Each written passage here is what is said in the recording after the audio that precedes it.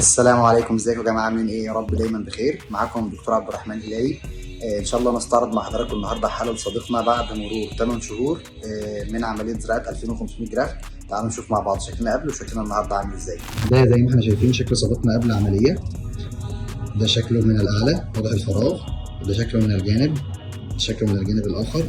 النهارده الحمد لله بعد مرور 8 شهور زي ما احنا شايفين يا جماعه. ان شاء الله خط الشعر طبيعي تماما، اختلاف واضح. استاذ حضرتك تبص يمين خالص كده زي ما احنا شايفين، بص الناحيه الثانيه، بص لتحت كده يا محمود. زي ما احنا شايفين يا جماعه الكثافه المنطقه المزروعه ما شاء الله بقت متبريه تماما، ما عادش غير بس الجزء الخلفي اللي محتاج ان احنا نعمله المرحله الثانيه ان شاء الله.